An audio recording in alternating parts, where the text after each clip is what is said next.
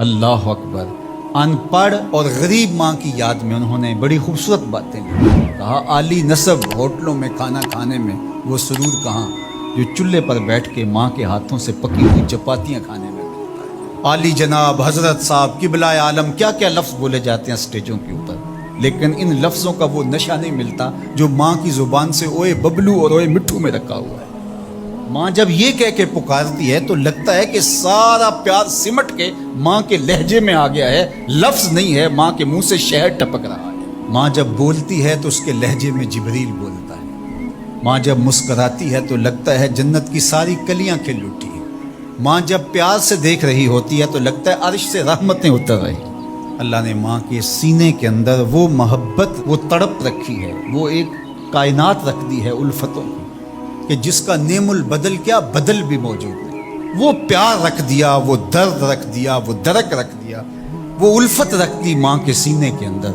ایک شاعر ہوا تابش، اس نے ماں کے پیار کو کتنے خوبصورت پیرائے میں بیان کیا۔ ایک مدت سے میری ماں نہیں سوئی تابش، میں نے ایک بار کہا تھا مجھے رات کو ڈر لگا۔ ایک دن بچپن میں میرے منہ سے نکلا تھا، امی مجھے رات کو سوتے ہوئے ڈر لگتا ہے۔ میں بوڑھا بھی ہو گیا ہوں، میری ماں اب بھی میرے بستر پہ پھونکے مارے کہ میرے بیٹے کو رات کو ڈر نہ لگے۔ یہ ماں کے سینے کا پیار ہے، ماں کی الفت ہے، یہ ماں کی تڑپتی ہوئی ممتا ہے۔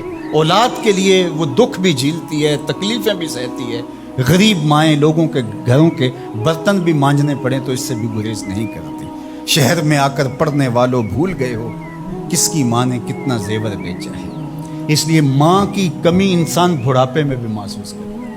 کبھی ایسا نہیں ہو سکتا کہ انسان کہے کہ کوئی بات نہیں، اب میں بڑا ہو گیا، مجھے ماں کی کمی محسوس نہیں ہوتی۔ بوڑھا بھی ہو جائے انسان جو ہے وہ سب سے اونچے منصب پر بھی بیٹھ جائے، میں اور آپ کیا، میری اور آپ کی حیثیت اور اوقات ہی کیا۔ امام الانبیاء حضور ختم المرتبہ صلی اللہ علیہ وآلہ وسلم حجرہ انور سے نکلے اور جو ہی حضور نبی رحمت صلی اللہ علیہ وآلہ وسلم مصلی پر تشریف فرما ہوئے تو حضور کو دیکھ کر کے تمام صحابہ ادب سے کھڑے ہوئے۔ جو ہی یہ امٹتا ہوا پیار دیکھا تو حضور کی نظر پلٹ کے کئی سال پیچھے چلی گئی اور ابوا کی وادی میں اپنی ماں کی قبر پہ کھڑا ہوا اپنے آپ کو پاتے ہیں حضور۔ اور پھر ایک جملہ کہا، الحاوی للفتاوی کے اندر امام سیوطی نے اس کو بڑی تفصیل سے لکھا ہے کہ چشمان رحمت سے آنسو ٹپکنے لگے اور حضور مصلی پہ کھڑے ہو گئے اور فرمایا، لو ادرکت والدیہ او احدہما، کاش آج میرے ماں باپ زندہ ہوتے یا کم از کم میری ماں ہی زندہ ہوتی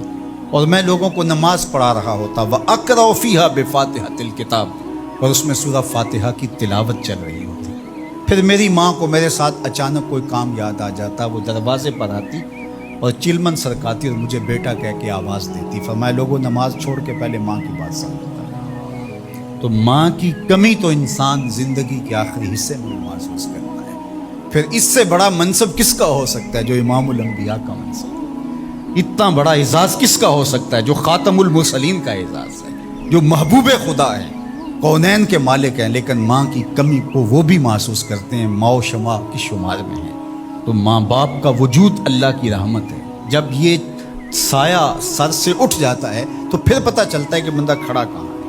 جب گھنے درخت کے سائے میں بیٹھا ہو اور وہ درخت ساری دھوپ اپنے پتوں میں جذب کر رہا ہوتا ہے اور نیچے بیٹھنے والے کو چھاؤں فراہم کر رہا ہوتا ہے، اور اس سے نہیں پتہ ہوتا کہ جو مجھے چھاؤں دے رہا ہے وہ خود کتنا جلس رہا ہے، لیکن اچانک جب سایہ ہٹ جائے اور بندہ کڑی دھوپ میں آ جائے پھر اسے احساس ہوتا ہے کہ وہ سایہ کتنا غنیمت تھا۔